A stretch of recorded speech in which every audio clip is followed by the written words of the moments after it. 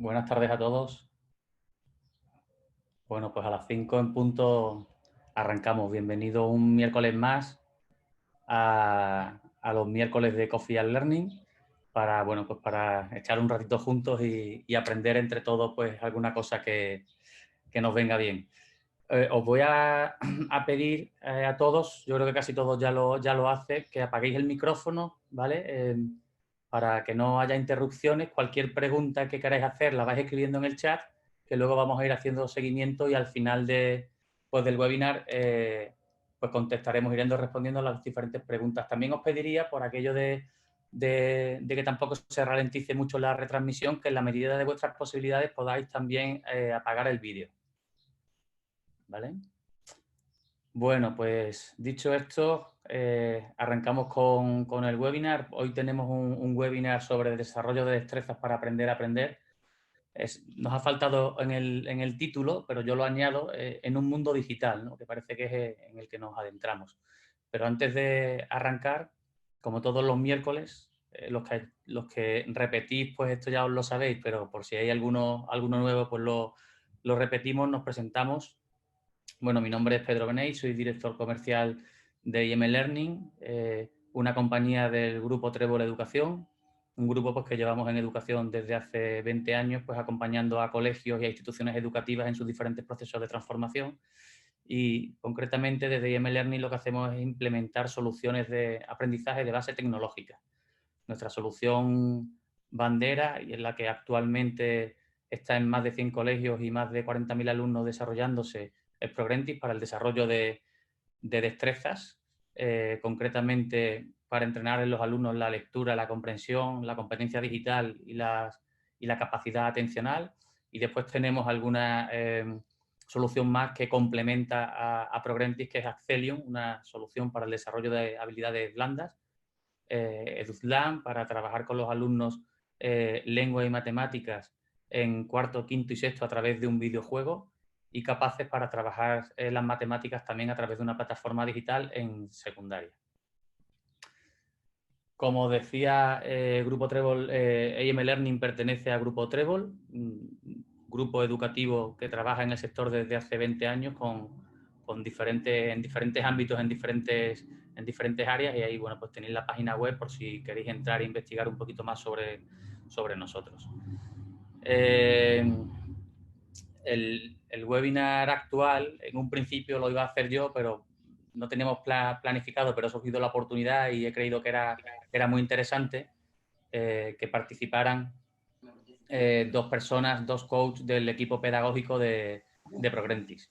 Floren Hernández, que supongo que estará por ahí. Hola, Floren. Hola, buenas tardes a todos. Buenas, Floren. Y Javier Torres. Hola, Hola, Javier. buenas tardes a todos. Oye, muchísimas gracias por este medio atraco que os he hecho para que me acompañaseis en el día de hoy. En verano. Muchas gracias. Disculparme, ¿hay por ahí algún micro abierto y estamos escuchando alguna conversación? Por favor, revisar si nos importa todos los micros para que podamos ir más o menos a buen ritmo. Bueno, veis ahí los currículums de Floren y de Javier. He creído que era interesante por el tema que íbamos a tratar, pues que me acompañaran y fueran protagonistas dos personas que hasta hace muy poquito han estado dentro del aula y viviendo en primera persona el proceso de enseñanza y aprendizaje, y que ahora lo ven un poquito desde la distancia porque están al otro lado del aula, pues acompañando a colegios. Y ahí veis los currículos, ¿no? Floren es maestro en primaria, con mérito en excelencia a su expediente. Fue coordinador de ciclo y miembro del equipo de innovación del Colegio Salesiano La Orotava, responsable de implementación de diferentes metodologías y experto en metodologías activas como aprendizaje cooperativo, aprendizaje basado en problemas, proyectos, pensamiento visible, pasajes de aprendizaje, y fue responsable de la implementación de Google for Education en el ciclo que dirigía. Aparte de eso, además, es máster en tecnología de la información y comunicación.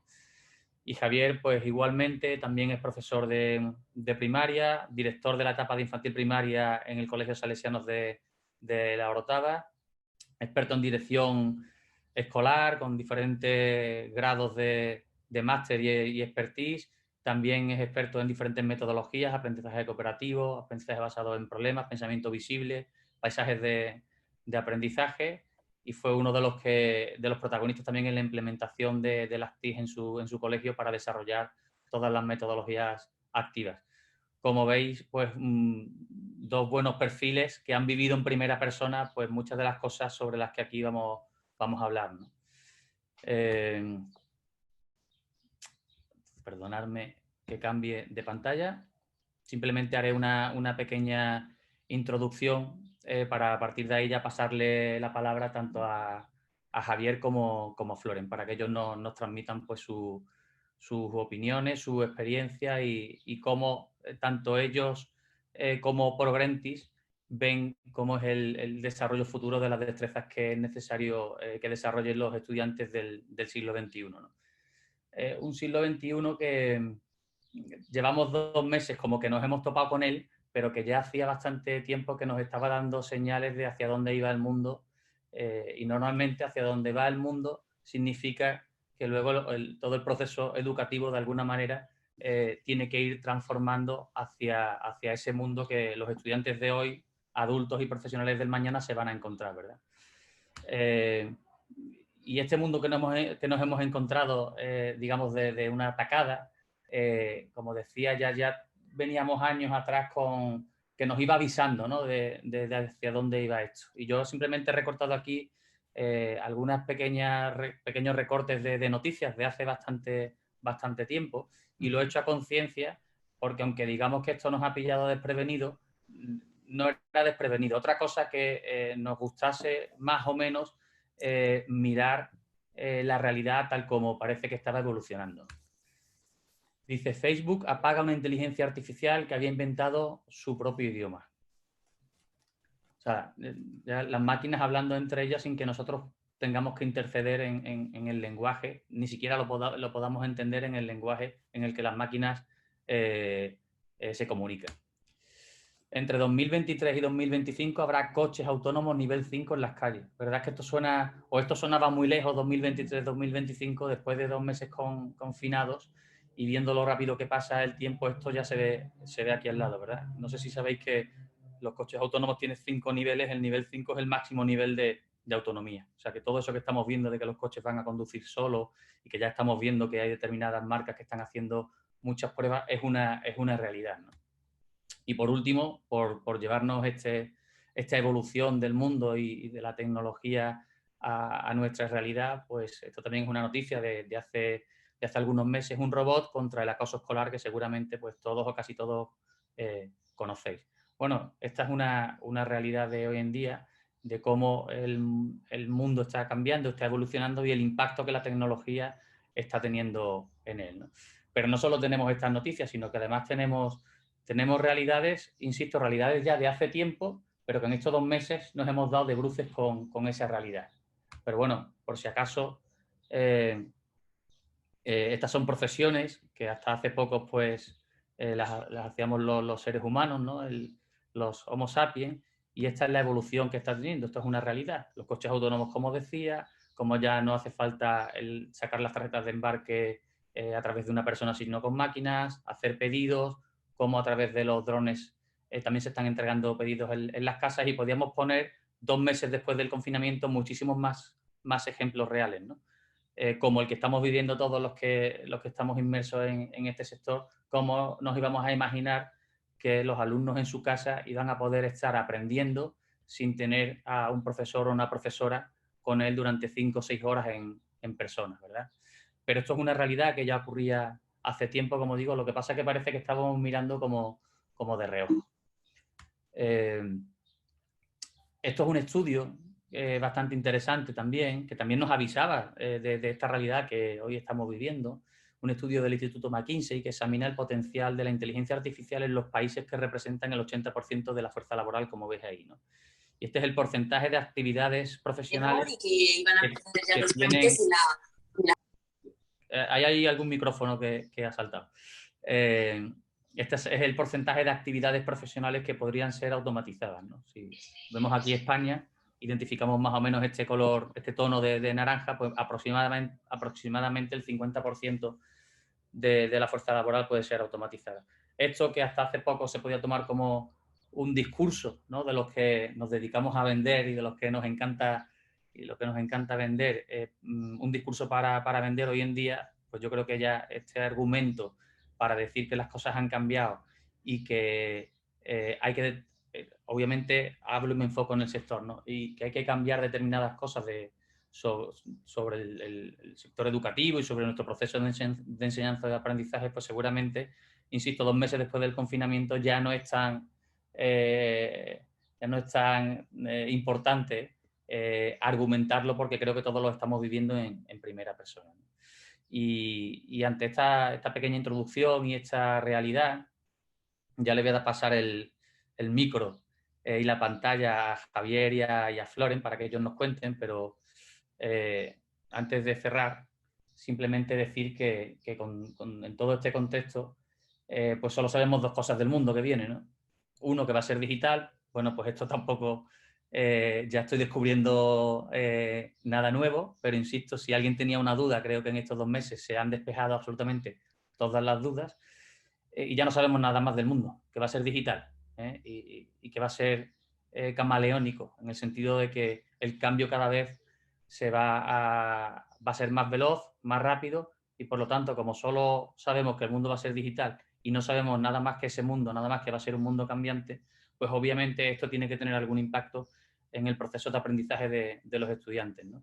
Que ante una realidad X pasada, pues era importante que adquirieran una serie de aprendizajes, pero ante esta realidad ahora se está llamando nueva. Yo insisto que esta realidad ya venía, lo que pasa que nos estábamos haciendo un poco los despistados, pues obviamente habrá que modificar algunos aspectos sobre lo que los estudiantes del siglo XXI tienen que aprender, ¿no? En este sentido, y ahora sí, paso ya el micro y la pantalla a Javier y a Floren, con 2 cuestiones que a ver si ellos nos dan su punto de vista y nos resuelven. Uno, ¿cuáles son esos retos o nuevos retos de aprendizaje que tienen los estudiantes del siglo XXI?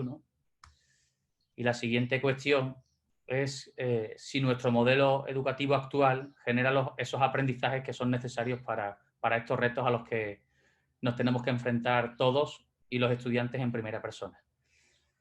Pues dicho esto, don Javier, Floren, os paso el micro. Voy a dejar de compartir. Bueno, ya compartes tú, fantástico. Bueno, pues buenas tardes y gracias, Pedro, por este ratito que nos brindas para poder contar un poquito nuestra experiencia y para poner en debate, y este ratito del café de por la tarde poder hacerlo un poco más ameno en esta época tan convulsa y tan complicada. Y nos van a permitir que lo hagamos a 2 voces y que Floren en cualquier momento pues me vaya interrumpiendo y yo a él, y a medida que vayamos avanzando en el ratito bueno, que queda media horita por delante para no hacerlo demasiado tampoco cansado a esta hora de la tarde, consigamos por lo menos llevar a la reflexión de unos procesos que hemos ido llevando y que hemos ido intentando pues ir darle respuesta a medida que han ido sucediéndose todos los acontecimientos en este siglo XXI, que para nosotros, por lo menos a mí y a Floren a nivel profesional, han sido un reto impresionante, ¿no? Yo llevo dando clases, o siendo maestro, siendo profesor, como lo quieran llamar, desde el 2003. Eso quiere decir que cuando yo entré a dar clases, pues las cosas eran muy tradicionales, y cuando yo llego a la escuela, lo primero que me encuentro es una escuela en este sentido, ¿no? Un modelo conductista muy, muy acentuado, en el que yo era el profesor, yo me lo sabía todo, yo era el protagonista de todo el proceso, y yo era el que tenía que hacer una escenografía tremenda para que mis clases fueran impresionantemente positivas y que los alumnos disfrutaran muchísimo, y que mi día a día, mis reflexiones que yo iba haciendo en el aula, pues fueran lo suficientemente potentes para que esos alumnos que se sentaban en una mesa, y que cuando el jefe de estudios pasaba por nuestro pasillo, pues no se enfadara conmigo porque la clase estaba realmente revuelta o tenía algún momento de descontrol dentro del aula, ¿no? Entonces, al principio nosotros nos basamos en ese modelo conductista, y allá por el 2008, 2009, empezaron a llegar todas esas reflexiones de que necesitábamos tener alumnos competentes en nuestras aulas, necesitábamos que se entrenara a los alumnos en competencias, que trabajáramos y evaluáramos a través de competencias. Y ahí pues llegó el momento de crisis total a nuestra institución, a nuestro modelo de cómo lo habíamos hecho siempre, a esos profesores que estaban muy cómodos en su zona de confort. Y no estoy hablando de profesores que estuvieran en edad avanzada, sino también profesores muy jóvenes que no querían y no necesitaban nada más allá de todo eso. Pero también nosotros nos dábamos cuenta de que este modelo conductista en el que la enseñanza era lo más importante al principio y después el aprendizaje de los alumnos, esa reflexión que hacían los profesores de salir del aula y decir, pero es que yo lo enseño todo. El alumno, si no aprende, es cosa de él, pero yo soy el que estoy enseñando. Yo lo enseñé igual que siempre, yo lo enseñé igual que el año pasado, y este año los niños, yo no sé lo que les pasa, pero es que ya las generaciones que vienen ahora ya no son como las de antes, ¿no? Entonces empezamos ese proceso de intentar cambiar, y para nosotros siempre esa palabra innovación consistía en coger a los alumnos y ponerlos en el centro del proceso, decir, oye, ¿y si realmente lo que estamos haciendo no lo estamos haciendo bien? Si lo que estamos trabajando es simplemente centrar toda nuestra labor educativa en contenidos y estamos equivocados, no es realmente, estamos hablando del 2008, no de ahora mismo, que ya este debate pues está bastante superado, o por lo menos eso espero, de que en la mayoría de vuestras escuelas esté superado este debate, ¿no? Pero sí empezamos a darle vuelta a la innovación y nos dimos cuenta de que cuando hablábamos de innovación, la única máxima que teníamos que tener clara era que el alumno tenía que ser el protagonista de su proceso de aprendizaje, y teníamos que convertir esa escuela y sobre todo ese binomio de enseñanza-aprendizaje en otra cosa, ¿no? Conseguir que lleváramos al alumno a construir su modelo educativo, intentar conseguir que nuestros alumnos fueran lo más importante del proceso y colocar en la parte inicial de ese binomio el aprendizaje. Y ya después veríamos cómo estábamos y reflexionaríamos cómo estábamos llevando adelante nuestra enseñanza, ¿no?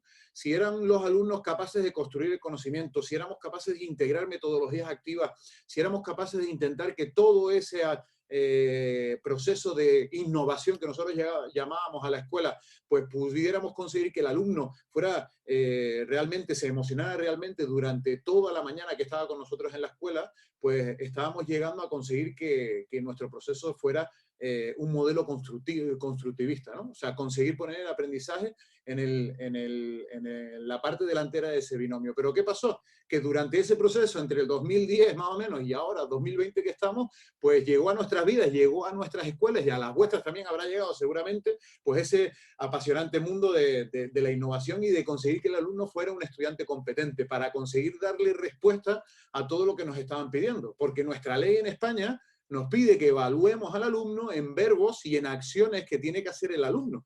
Realmente esos objetivos de aprendizaje están elaborados de forma competencial para conseguir que el alumno sea competente, ¿no? Pero ¿qué necesitamos para poder hacer alumnos competentes? Sí, yo lo puedo evaluar en competencias, yo puedo conseguir que nuestro alumno sea muy competente, pero ¿qué tengo que desarrollar para que mi alumno sea competente? Pues estamos convencidos de que para conseguir un alumno competente, un alumno que sea capaz de aprender a aprender, necesitamos desarrollar en ese alumno esas destrezas fundamentales para llevar al alumno a un nivel superior de pensamiento. Pero todo esto lo cambió. ¿Y saben qué es lo que lo cambió? Pues esto que nos conecta ahora mismo a ustedes y a nosotros, ¿no? Ese internet que ha hecho que el mundo sea completamente diferente. Y el mundo también metemos a nuestra escuela e intentamos que nuestra escuela sea parte del mundo. Por lo tanto, la tecnología, el internet, la información que está circulando por el mundo entero está haciendo que todo cambie. Por eso no podemos mirar para otro lado. Necesitamos que nuestros alumnos, que más ahora que nunca, o sea, en el momento en el que estamos del coronavirus, se ha hecho más importante esto del internet y del usar y de trabajar esas destrezas y de entrenar a nuestros alumnos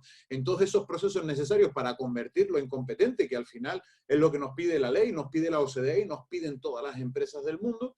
Necesitamos hacernos fuertes en internet y conseguir que internet sea un vehículo para conseguir llegar a nuestro alumno. En este siglo XXI creemos que podemos resumirlo, podemos intentar enfatizar 4 eras súper importantes que han hecho que las cosas cambien. Ha hecho que el mundo, la escuela, la sociedad, toda la amalgama de condicionantes que tenemos en nuestra sociedad, pues vaya cambiando y vaya haciendo que el mundo sea mejor, ¿no?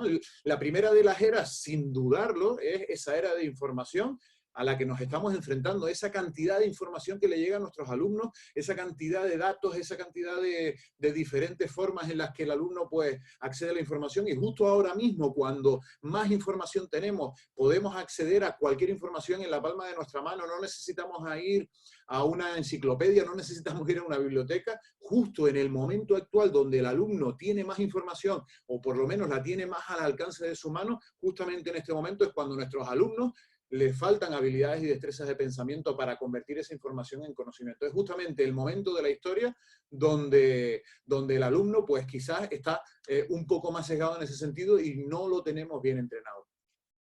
La segunda de las eras es la era del aprendizaje informal, ¿no? O del aprendizaje espontáneo también lo podemos llamar.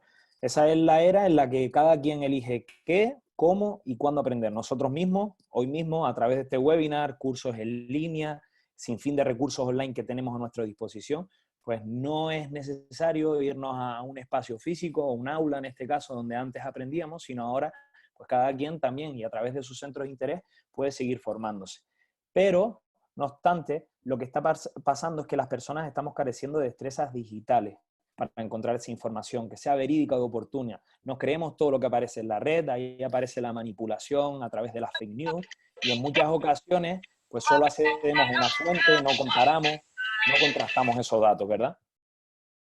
Pues sí, al final también una de las eras más importantes en las que nos estamos enfrentando en el siglo XXI es esa era en la que el alumno pues está a muchas tareas al mismo tiempo. Decimos que está en multitasking, está en multitarea. Un alumno que está estudiando por la tarde en su casa pues tiene el WhatsApp, tiene la televisión, tiene la Play en pausa porque tiene que terminar la fase para poder seguir al rato. Viene mi madre, viene el deporte, viene, y estamos a muchas tareas, y lo que hemos perdido es que nuestros alumnos sean capaces de concentrarse, y a nuestros alumnos les falta esas destrezas atencionales, y en la escuela muchas veces lo que hacemos es decir, es que nuestros alumnos no nos atienden, es que no se concentran, es que no tienen una rutina para poder trabajar y para poder concentrarse en una labor, ¿no? Y realmente es producto de lo que está sucediendo en el mundo actual. Y por último, la era del pensamiento creativo, el pensamiento lateral, la que nos exige pensar ese fuera de la caja, ¿no? Proponer ideas diferentes para cualquier de los problemas que se nos vayan presentando. Pero ¿qué está pasando también? Que los métodos de enseñanza hoy día lo que pretenden es que todos aprendamos de la misma forma. Ignoramos la diversidad y hemos visto que dentro del aula no tenemos alumnos que sean iguales. Por lo tanto, las metodologías para el aprendizaje personalizado tienen que jugar pues, un partido esencial, ¿no? Solo tratamos a todos de la misma manera y lo que hacemos es que la expresión esa de café para todos pues tiene cabida en nuestro sistema. De momento, creo que nuestras estructuras son demasiado estandarizadas.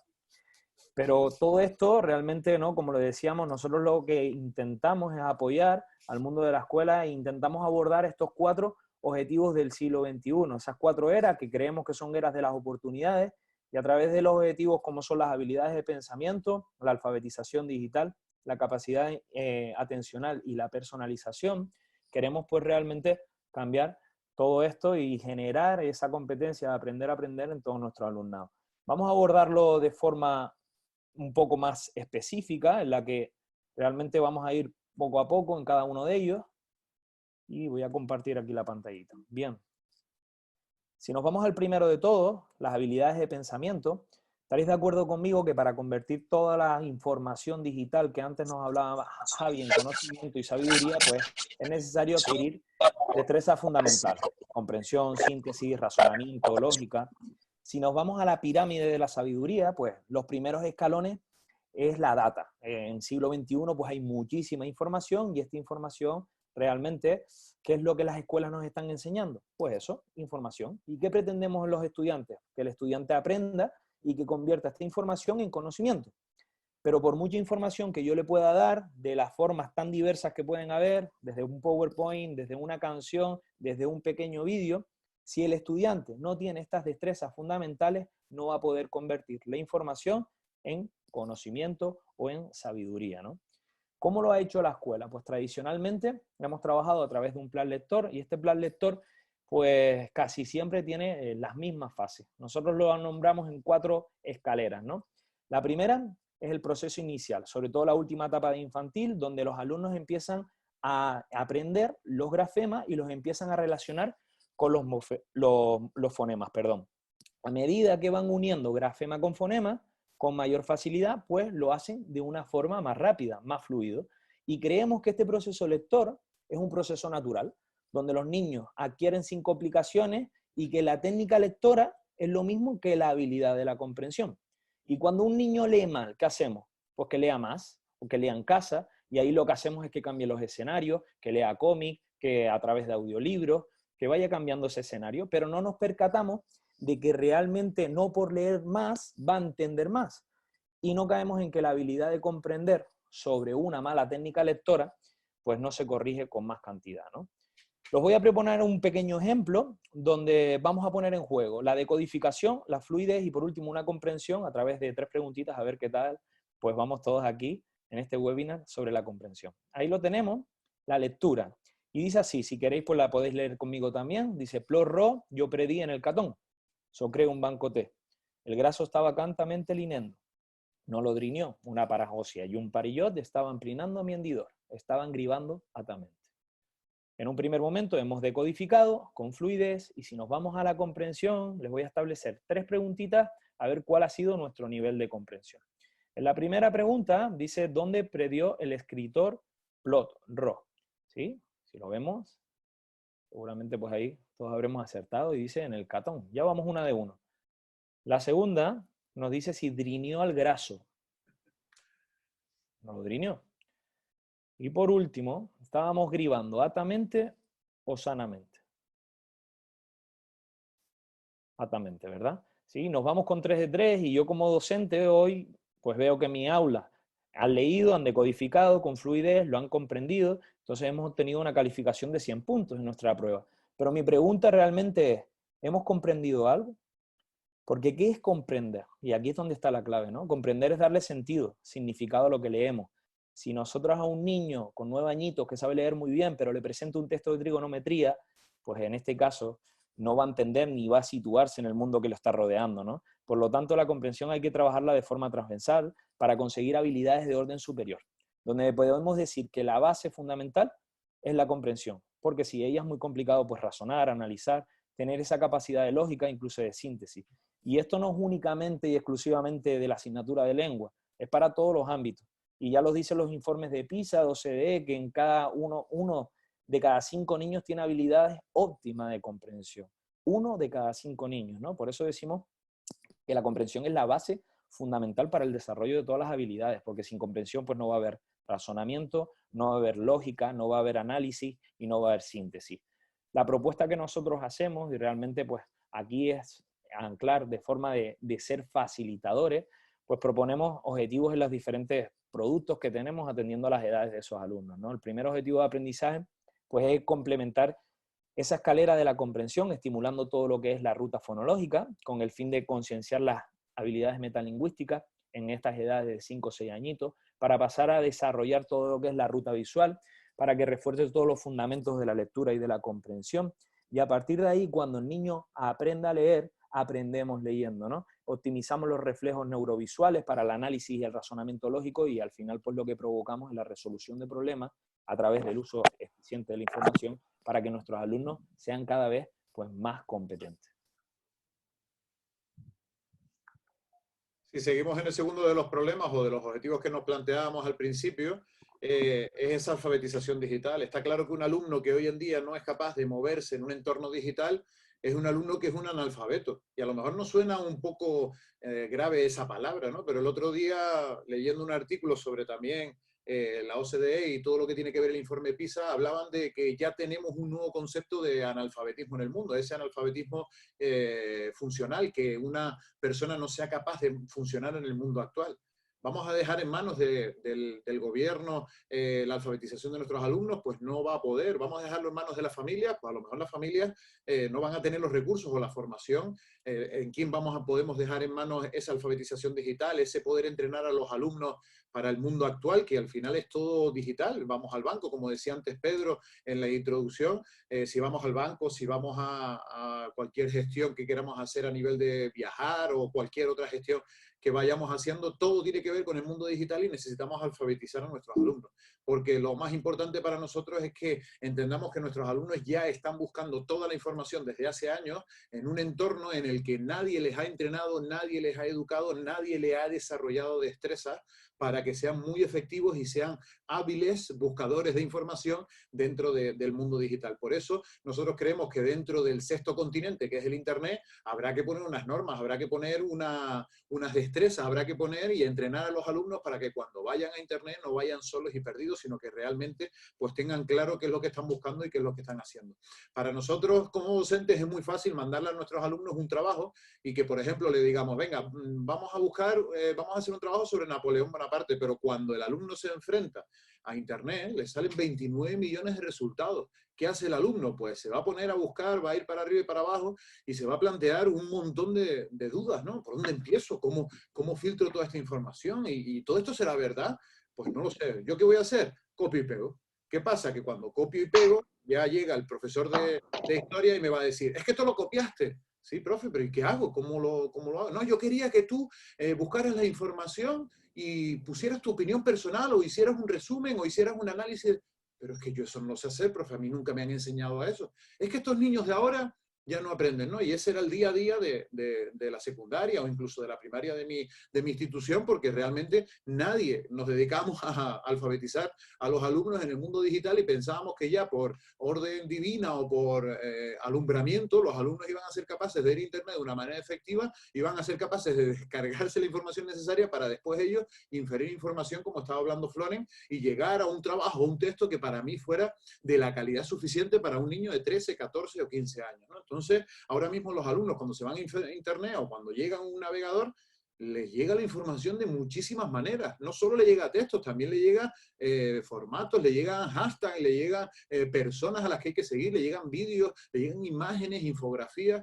Y ese alfabeto, nuevo alfabeto que es Internet, habrá que educarlo. Esas destrezas digitales para que nuestros alumnos sean competentes en Internet, tendremos que entrenarlas de alguna manera y ahí tenemos que estar nosotros como docentes para intentar llevar a los alumnos a un nivel superior dentro de la búsqueda y el filtrado de toda esa información que está en Internet, que ahora mismo nos hemos dado cuenta en el mundo en el que estamos y en la época en la que estamos, de que mucha de la información que nos llega es falsa. O sea, esa fake news, esa manera de interpretar de dónde viene, de cuál es la fuente de esa información, es fundamental en el futuro y ahora mismo, más que nunca, se ha hecho necesario que alfabeticemos y que intentemos que nuestros alumnos vayan de una manera efectiva a Internet, porque si no, están perdidos. Ya no hay un parque, ya no hay una ciudad a la que ir a buscar. No, ahora mismo ellos irán a buscar la información al Internet y ahí tiene que estar la escuela de alguna manera enseñando y trabajando con ellos. Por eso necesitamos que le entrenemos esas destrezas digitales a nuestros alumnos, que le demos herramientas eficaces para buscar información,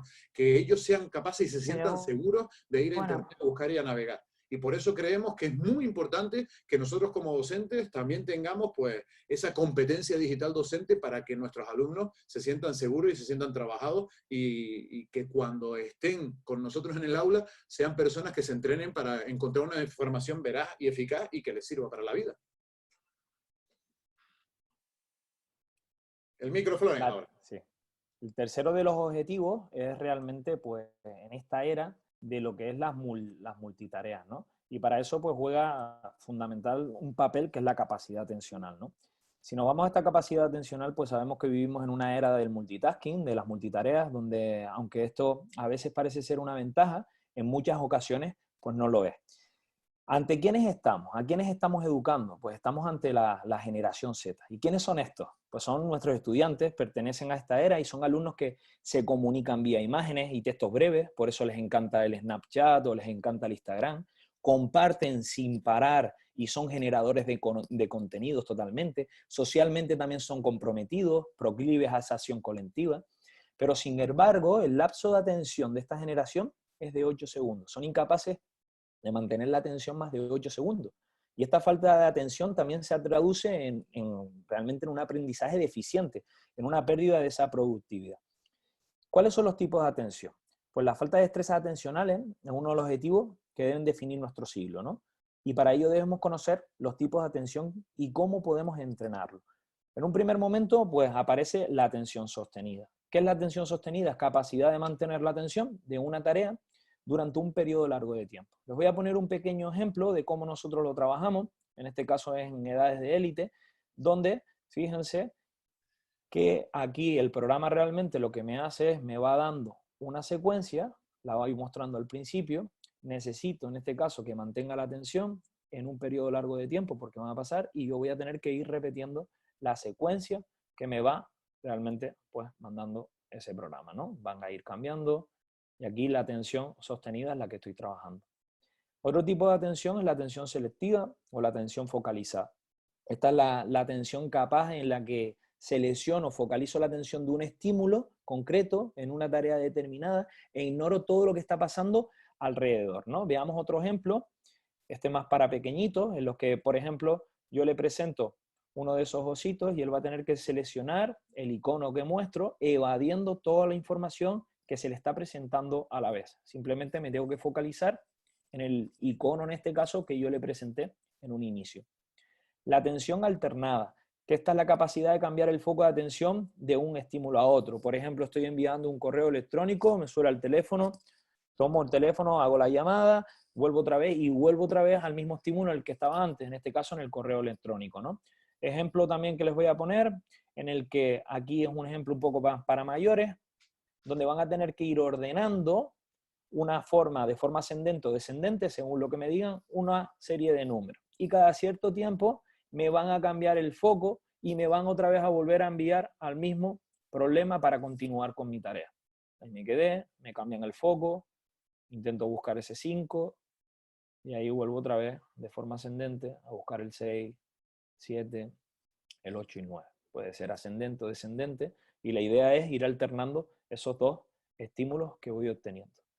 Y por último, también la atención dividida, ¿no? Que esta es la capacidad de atender y procesar simultáneamente dos o más estímulos, siempre y cuando los dos no necesiten comprensión. Yo soy incapaz de mantener una conversación mientras estoy leyendo un libro, pero sí puedo mantener una conversación mientras estoy haciendo pues, algo manual en este caso, ¿no?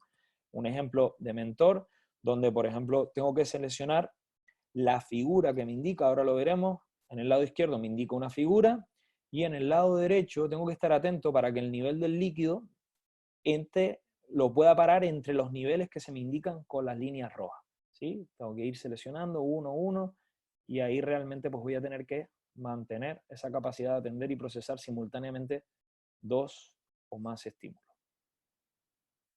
Y ese sería pues realmente uno de los terceros objetivos de aprendizaje y más con la generación a la que nos estamos enfrentando hoy día.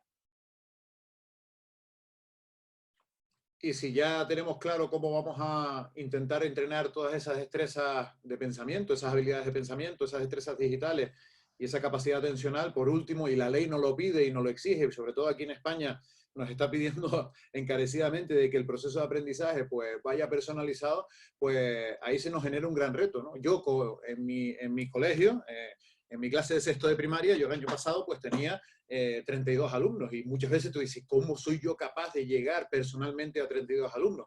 Pues ahí está nuestro reto, porque cada uno de nuestros alumnos en el salón sabemos todos que son diferentes, tienen rutas de aprendizaje diferentes, son alumnos que necesitan cosas diferentes y como decía antes Floren, no nos sirve el café para todo. Por eso esa escuela en la que nosotros antiguamente estábamos ubicados, pues no nos sirve porque había solo una solución para todos los alumnos que habían en el salón y el alumno que nos molestaba lo quitábamos y lo desechábamos, lo mandábamos al director, lo mandábamos a un gabinete psicopedagógico, hacíamos que el alumno pues entrara por lo que yo quería. Ahora mismo esa escuela que creemos que mata la creatividad, que no conseguimos que el alumno sea el centro del proceso, pues tiene que emigrar y tiene que convertirse en una escuela en la que consigamos ese pensamiento creativo, consigamos que nuestro alumno sea protagonista y además que él se sienta protagonista del proceso. La tecnología nos ayuda mucho para que esas nuevas metodologías en las que estábamos inmersos, perdón, no nuevas metodologías porque son antiguas, sino esas metodologías activas en las que estábamos inmersos para intentar trabajar y hacer un cambio en nuestra institución, en nuestra escuela, ese trabajo cooperativo, ese trabajo por proyectos, todo eso que estábamos incluyendo y que nos hacían falta los chicos reales, pues ahora mismo necesitamos de alguna herramienta o de alguna solución que nos ayude a seguir trabajando de forma individual con cada uno de nuestros alumnos, ahora que la tecnología está empezando a jugar un papel súper importante.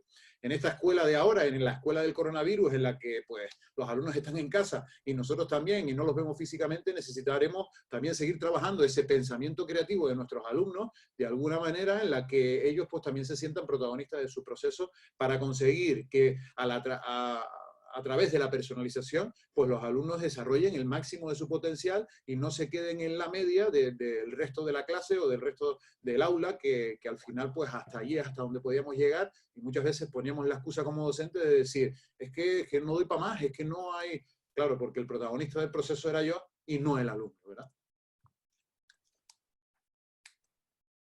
Así es, y al fin y al cabo, realmente lo que queremos es, pues, en modo de resumen, ver los objetivos de aprendizaje. Han cambiado y eso lo tenemos que tener en cuenta y debemos poner la enseñanza, perdón, al servicio del aprendizaje y no al revés.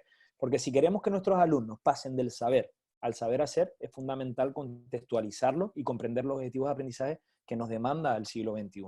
Para ello, pues desarrollar destrezas para aprender a aprender en el mundo digital, que es donde ellos están interaccionando, pues el objetivo en el que nosotros creemos, ¿no? Y obviamente la propuesta también que en este caso Prolenti realiza.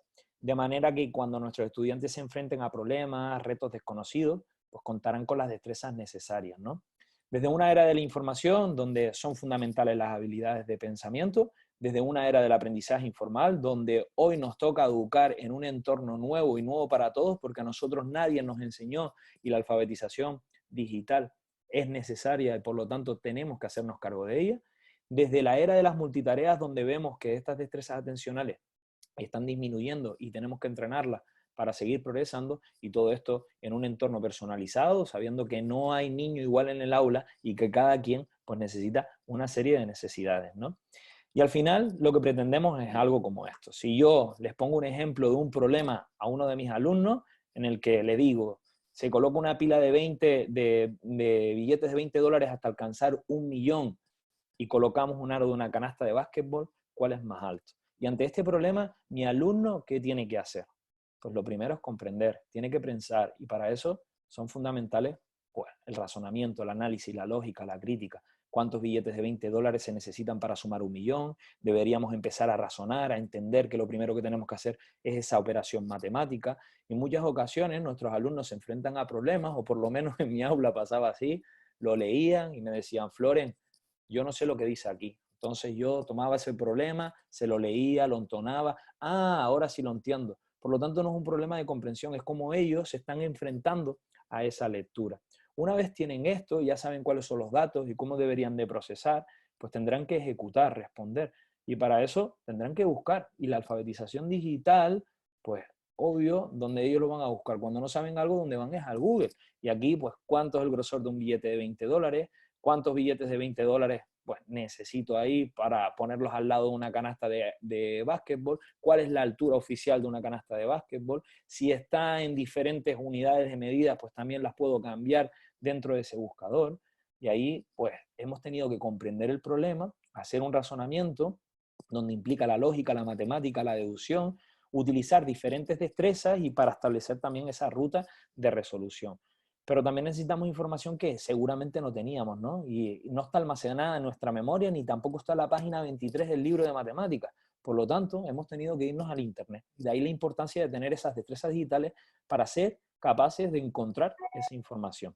Y por último, en ese proceso de resolución, si no tenemos destrezas atencionales, ¿qué puede pasar? Pues, si no está la atención sostenida, selectiva, alternada, pues hubiera sido muy difícil resolver este problema, porque la atención ha sido fundamental para no distraernos tanto en el entorno, que toquen la puerta, que nos llamen, que toque el timbre. En este caso ahora no, porque no están dentro del aula, pero sí que con el propio internet, publicidad, otros sitios relacionados, notificaciones que van saltando. Por lo tanto, ahí las destrezas atencionales juegan un papel fundamental. Y por último también, lo que pretendemos es que cada estudiante tenga la oportunidad de entrenar las destrezas fundamentales clave para el desarrollo de ese pensamiento creativo, de una manera personalizada, en determinados momentos, pues de acuerdo también a su perfil de aprendizaje en función de sus centros de interés. Por tanto, lo que tenemos que poner es al estudiante en la práctica continua de esta resolución de problemas, ¿no? Porque lo que estamos convirtiendo es en estudiantes competentes, y ahí yo creo que está la clave, ¿no? Formar estudiantes competentes que respondan a las demandas del siglo en el que nos encontramos. ¿Y cuáles son esas demandas? Pues lo primero es comprender todo lo que está alrededor, habilidades de pensamiento. Lo segundo es poder hacer uso y hacer un uso correcto, que esa información sea verídica, que sea oportuna. Y para eso la alfabetización digital es clave. En un entorno de capacidad atencional donde sea mucho más productivo y la resolución de un problema en entornos personalizados, ¿no? Que se adapte a las necesidades de cada uno pues, de nuestros alumnos. Y ahí estaría pues, nuestra propuesta. Realmente creemos en el poder educativo del mundo digital y creemos realmente que en esta era, con esas 4 pues, eras nuevamente bien diferenciadas, los objetivos de aprendizaje de nuestra escuela, en esta escuela tan estandarizada, deberían de cambiar para llevar a ser a ese alumno un poco más competente. Pues, Floren, Javier, muchísimas gracias por vuestra intervención. Creo que ha sido súper interesante y aquí en el chat han ido surgiendo pues algunos comentarios y algunas preguntas. Si os parece, podemos entrar un poco en coloquio. Os voy dictando los comentarios barra preguntas y bueno, pues cualquiera de los dos o los dos podéis hacer el comentario que estiméis oportuno, ¿os parece? Sí, claro. Pues mirad, hay algunos comentarios muy interesantes, más que preguntas, y preguntas también hay algunas. Uno de los participantes dice: veo muy difícil trabajar con niños y niñas en ámbitos digitales cuando sus problemas son emocionales. Sin negar la necesidad de utilizar Internet, creo que no van de la mano. Creo que tienen un mal uso social, confunden tecnología con diversión. No sé si sobre esto tenéis algún comentario que Claro hacer que, y esto tiene que bueno, ver con el desarrollo de esa competencia digital, ¿no? sí, exacto. Yo tuve la suerte de ser el jefe de estudio de infantil y primaria de mi institución durante 9 años de la época en la que estuve ahí en Salesiano La Rotava, y me encontraba niños con muchas deficiencias a nivel de educación emocional y no creo que estén reñidas. Es más, creo que muchos de los alumnos intentan compensar esa falta de cariño o esa falta de destrezas emocionales yendo a Internet de una manera pues muy mal guiada, de una forma en la que el alumno no es capaz de encontrar lo que está buscando y al final termina encontrando cosas que no tiene que buscar. El 99% de los problemas que gestionábamos a nivel de disciplina y a niveles de bullying o de casi bullying, ¿no? Vamos a llamarlo así, venía por un mal uso de la información que había en Internet, de cómo ellos se dirigían y se comunicaban en Internet. Y al final yo sí creo que va de la mano. O sea, realmente lo que necesitamos es enfocar toda la educación emocional de la escuela a que el alumno sea integralmente equilibrado a nivel emocional. Y una de las facetas que tiene un alumno del siglo XXI es su huella en Internet y su presencia dentro de Internet y su manera en la que está accediendo a la información dentro de Internet. Por eso sí creo que sí van de la mano. Es verdad que no, una cosa no compensa la otra. Creo que vi también un comentario por ahí hablando de qué hacemos con el lápiz y con los libros, ¿no? Dentro del mundo. Esa era la siguiente. La siguiente, ¿no? O sea, realmente lo que estamos haciendo no es sustituir el lápiz, ¿no? No es sustituir el papel, no es sustituir el trabajo de diseño, de elaboración, del trabajo cooperativo, de los PBLs, de todo lo que tiene que ser con metodologías activas. Nuestra propuesta desde Progrentis o las plataformas es que tenga un tiempo limitado, un tiempo de entrenamiento mucho más efectivo porque nos da la oportunidad de personalizar, de desarrollar unas destrezas un poquito más completas, que muchas veces a mí como profesor de matemáticas, por ejemplo, me daba tiempo de poner 2, 3 ejercicios como mucho en mi clase de matemáticas y lo que no terminaba lo terminaba en casa de tarea y al final pues eso realmente no era entrenamiento porque al final los alumnos perdían mucho el tiempo. Y lo que se propone en el siglo XXI es aprovecharnos de la era en la que estamos para desarrollar mucho más el potencial de nuestros alumnos sin renunciar a lo que siempre se ha hecho y al trabajo del diseño, de la motricidad fina, del estar en clase, de la educación emocional con los compañeros. Es verdad que estamos en una época en la que nuestros alumnos no se ven la cara y eso es un disgusto, a no ser que sea por Zoom. Por eso estoy súper en contra del homeschooling. Creo que eso no desarrolla absolutamente nada la capacidad de los alumnos. Pero sí creo que no está reñido, al contrario, creo que es una forma en la que vamos a desarrollar a los alumnos de una manera mucho más potencial. No sé si Floren está Yo creo conmigo. que sí, Floren, ¿ibas a decir algo, perdona? No, yo también creo lo mismo, ¿no? Y al final también es la variedad. Antes solamente nos centrábamos en la libreta y en el lápiz y no le dábamos a la tecnología y ahora tampoco es cambiar de una e irnos solamente a la tecnología. Yo creo que hay que balancear, ¿no? Pero ni una cosa ni la otra, sino las dos cosas, pero teniendo en cuenta en el contexto en el que estamos, que son alumnos que donde vamos a buscar, y hoy día nosotros también lo hacemos, es en Internet. Y en este caso lo que hablamos es de una educación hacia eso. Si hablamos de temas emocionales, obviamente que el tema emocional también es en el tú a tú con ese alumno, con mucha conversación, con empatizar muchas veces con él. Una cosa que no va a poder hacer una tablet, en este caso un dispositivo móvil, ¿no? Pero sí que nos podemos ayudar de muchos de los recursos que hay ahí para poder trabajar pues todo el tema de las emociones, en este caso, los rasgos de personalidad y todo lo que en ellos pues pueden abordar. Sí, aquí simplemente añadir dos cosas, ¿no? Que parece que muchas veces cuando hablamos de evolucionar, de cambiar, de ir acompasado con los tiempos, parece que implícitamente estamos diciendo que hay que abandonar lo anterior y habrá muchas cosas que abandonar, pero habrá otras muchas cosas que no abandonar, ¿no? Y luego en el sentido de las emociones, también recordar que en este caso desde Progrentis, en toda la parte donde se trabaja el plan de animación a la lectura, todas las lecturas precisamente trabajan con los alumnos las diferentes emociones, ¿no? Bueno, vamos a seguir avanzando porque hay varias hay bastantes comentarios. Otro comentario más. Dice, pues debemos cambiar nuestro pensamiento y poner cada cosa en su sitio. Son esenciales, bueno, ya un poco lo hemos respondido, ¿no? Era repetir, ¿son esenciales o indispensables los libros? Va a ser que no. ¿Estamos dispuestos a asumir esos retos? ¿Tendremos que reeducarnos y reeducar a las familias? Bueno, un poco creo que lo hemos contestado con lo anterior que habéis comentado. ¿Algún libro / autor que recomendéis para profundizar sobre todos estos objetivos de aprendizaje que nos habéis ido contando? Floren, Javier.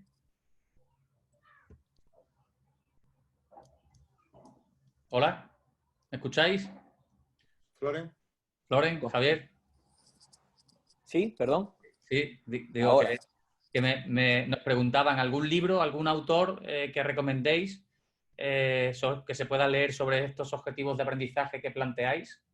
A mí realmente, bueno, todo lo que tiene que ver con el tema de proyectos me encanta mucho, ¿no? No me quedo con ninguno de los autores porque sí que es verdad que voy pues agarrando pinceladas en este caso de varios, pero todo lo que tiene que ver con todo lo que son los proyectos, con los PLLs también, los entornos personales de aprendizaje, me gusta mucho porque realmente va en camino de eso, ¿no? De darle una variedad. Yo hablo siempre, cuando hablamos de los alumnos, mi objetivo es darle una caja de herramientas para que él el día de mañana, con esa caja de herramientas, a través de los problemas que le van a ir surgiendo, pues tenga esas destrezas para poder ir siendo competente e ir enfrentándose a todos los problemas que van teniendo, ¿no? No es darle contenido, sino es que saben hacer con todo eso. Entonces, todo lo que tenga que ver con el tema de las competencias, todo lo que tenga que ver con los proyectos, porque ahí es donde yo realmente veo estos objetivos de aprendizaje muy bien para poder trabajarlos, pues a mí me encantan. ¿Sí? No sé decirte ahora mismo así un libro en especial, pero sí que es verdad que todo lo que tenga que ver por esa rama,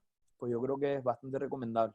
También la semana pasada, aunque tiene que ver más con el tema que tocó Emilio de capacidad atencional, pero un autor que a mí también me gusta mucho, creo que es Francisco Mora, que de hecho en junio va a sacar un libro nuevo sobre emoción y lectura. Y ese autor yo también lo recomiendo bastante. Bueno, seguimos avanzando. Dice, cuando hablamos de mundo digital o transformación digital, se confunde con equipamiento. ¿Es así?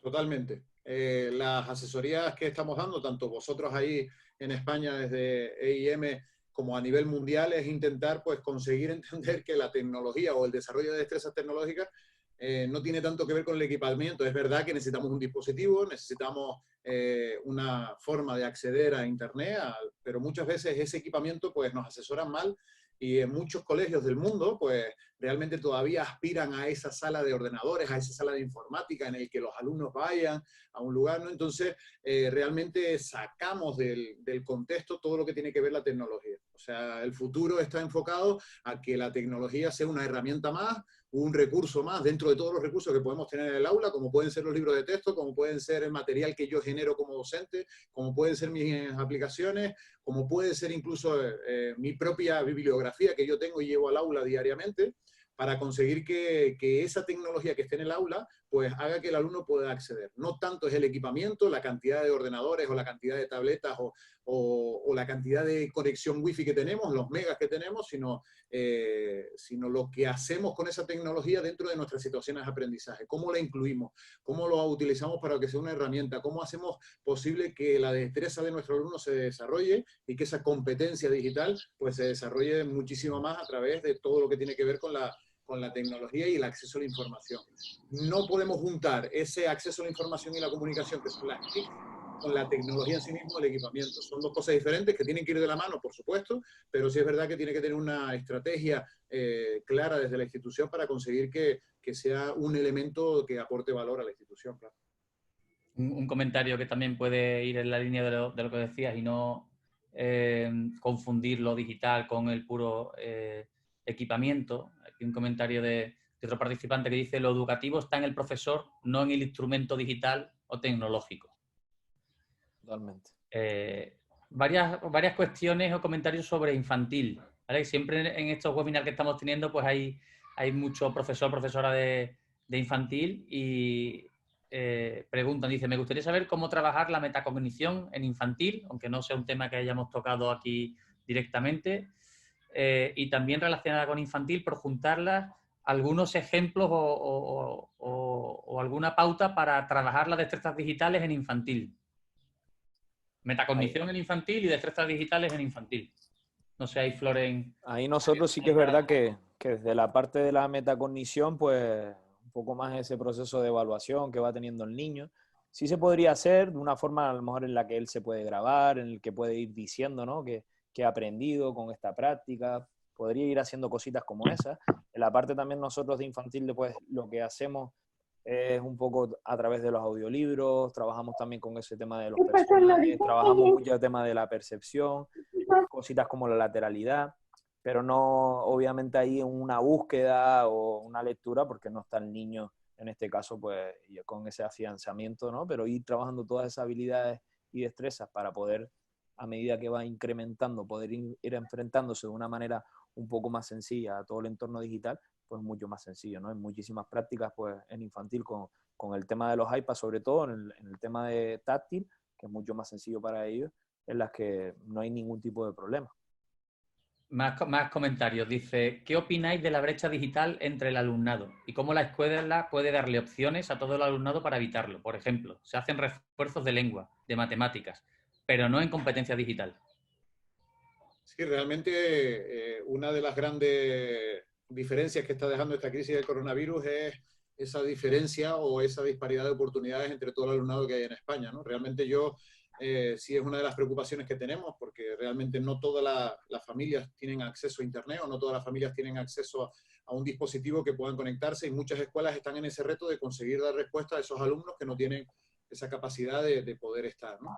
Pero sí es verdad que tenemos que optar y tenemos que luchar por conseguir estar presentes como instituciones en formas o en herramientas o en aplicaciones, como la queramos llamar, o que nuestra metodología de trabajo hacia los alumnos para desarrollar esa destreza digital no sea una solución cara, no sea algo que sea elitista y que haga que los alumnos, pues todos tienen que tener el último ordenador, el último grito para que corran los mejores vídeos y podamos hacer diseños de vídeo con aplicaciones súper potentes, sino que ahora mismo en el mercado y en el mundo de las aplicaciones hay una gran variedad de aplicaciones que son muy, muy sencillas, muy, muy de bajo coste y muchas que pueden correr en cualquier tipo de dispositivos. Es verdad que a nivel político se tiene que hacer una opción clara y directa de conseguir dotar a los alumnos de, no tanto ya de libros de texto que ya los tienen, sino de herramientas que las hagan competentes en el mundo actual.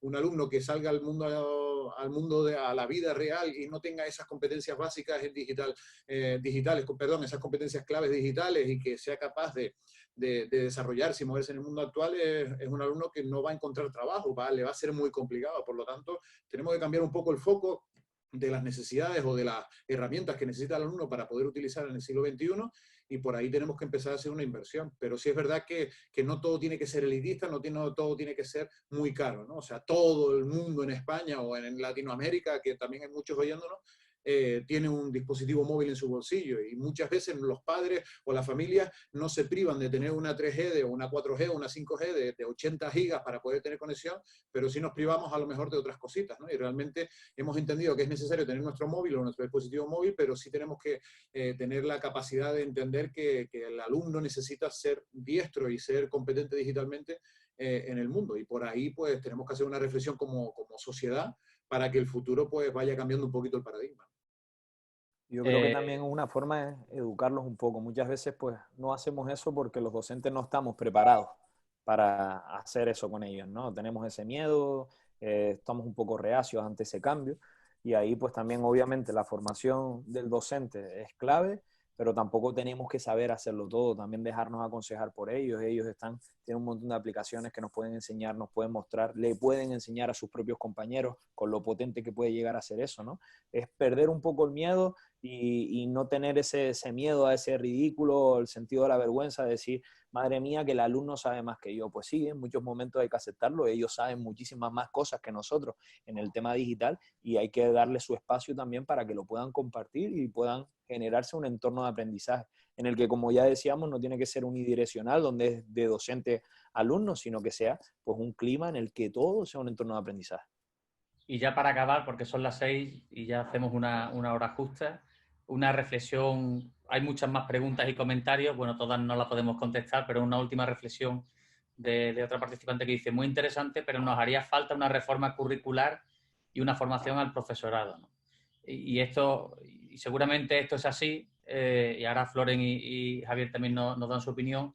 Yo creo que una de las cosas que hemos visto en estos 2 meses de confinamiento es que era más importante que los alumnos tuviesen una serie de habilidades para poder hacer frente a este mundo que ha cambiado radicalmente en 2 semanas, a que supieran muchos contenidos. Y otra cosa que nos hemos dado cuenta es que ese currículum, al menos en España, tan extenso en función de la materia, pues resulta que también ha perdido bastante fuerza, y nos hemos dado cuenta que muchos objetivos de aprendizaje que se repiten año tras año y curso tras curso, pues ya no es tan importante tratarlos todos los cursos y simplemente centrarnos en los objetivos de aprendizaje fundamentales o esenciales, ¿no? Es una realidad que seguramente hace falta una reforma curricular y una formación del profesorado. La reforma curricular no está en nuestra mano, pues por suerte, por desgracia, dependemos de terceros, de políticos. La formación del profesorado pues ya va en uno mismo y en la profesionalidad que uno tiene, ¿no? Entonces yo creo que siempre cuando vienen cambios, lo importante es ver qué puedes hacer tú por ti mismo, y lo que dependa de terceros, pues bueno, pues ahí perder poca energía, ¿no? No sé, Floren, Javier, para acabar, si queréis hacer aquí alguna última reflexión respecto a esto. Sí, realmente cuando la ministra de Educación habla de contenidos y de que tenemos que recuperar contenidos, pues es un poco desalentador cuando toda la ley de educación está planteada de forma competencial y todos los objetivos de aprendizaje están planteados en verbos de acción, de cosas que tiene que hacer el alumno con lo que sabe, ¿no? Si nos estamos obsesionando y los padres de nuestra escuela están obsesionados porque avancen en los contenidos, pues creo que el foco lo tenemos un poco desvirtuado, pero todo pasa por, como estaban comentando, por formación. Realmente nos hablan de metodologías activas, nos hablan de cambiar, nos hablan de muchas cosas. A nosotros en nuestra escuela nos hablaban de muchísimas cosas, pero siempre nos hace falta el cómo lo hago. O sea, fórmame y dime cómo lo hago, cómo llevo eso al aula, cómo hago eso efectivo, ¿no? Y ahí es donde tenemos el reto del futuro en el siglo XXI, y Proventis está muy enfocado en ese sentido de darle al profesor no solo una herramienta digital o una solución para poder cambiar un poco el paradigma, sino en formación e intentar dar algunas pistas del cómo, ¿no? De toda esa experiencia que se ha ido acumulando en muchas instituciones españolas que han hecho pues, posible ese cambio, y muchos alumnos están en un contexto ya constructivista, pero sí es verdad que tenemos que dar el paso, tenemos que seguir cambiando. Nos hemos dado cuenta de que hay cosas que no funcionan, pero sí hace falta mucha formación, hace falta que los profesores de España pues tengamos ese gusanillo, esa hambre, esa ambición por conseguir una educación mejor, y bueno, no seguir quejándonos siempre de tanto que pasa, tanto la política, sino que pues luchemos por conseguir llevar adelante pues ese modelo que tenemos en nuestra cabeza y que creemos que puede funcionar. Por eso yo creo que estamos ante un reto súper apasionante. Si ya estuviera todo hecho, pues esto de nuestra profesión pues no tendría a lo mejor tanta energía y tanta ilusión, sino que es el momento en el que tenemos que ponernos manos a la obra y cambiar el futuro, que es lo más importante. Pues Floren, no sé si quieres añadir algo. Sí, bueno, yo creo que esa es la visión compartida de cualquier docente, ese comentario, y es el que siempre hacemos, ¿no? En el que estamos centrados en el contenido, y nosotros siempre hacemos la misma broma en este caso, ¿no? Decimos, la plantan primero, la plantan segundo, la plantan tercero, la plantan cuarto, pero tan importante es el pistilo en la vida de un niño, ¿no? Si todos los cursos al final son iguales. Yo creo que ahí es poner al estudiante en el centro, contextualizar siglo XXI, qué es lo que queremos, qué queremos abordar, y el contenido, da igual el contenido que sea, sino a la hora de yo llevarlo, el cómo hacerlo, qué realmente quiero generar en ello. Yo creo que ahí es lo importante, y esperemos a que haya una reforma, ¿no? Y que cambie todo esto pues, por el bien de todos ellos. Pero teniéndolo en el centro, yo creo que vamos por buen camino. Pues muchísimas gracias. Vamos a cortar aquí porque, como digo, llevamos 1 hora. El miércoles próximo nos veremos con Juan Guerrero y Manuel Llorén para tratar el tema de la personalización de la evaluación. Así que, como cada miércoles, muchísimas gracias por estar ahí, por compartir esta hora con nosotros, y que tengáis buena semana. Un abrazo muy fuerte. Gracias, Javier. Gracias, Floren. Un abrazo, gracias.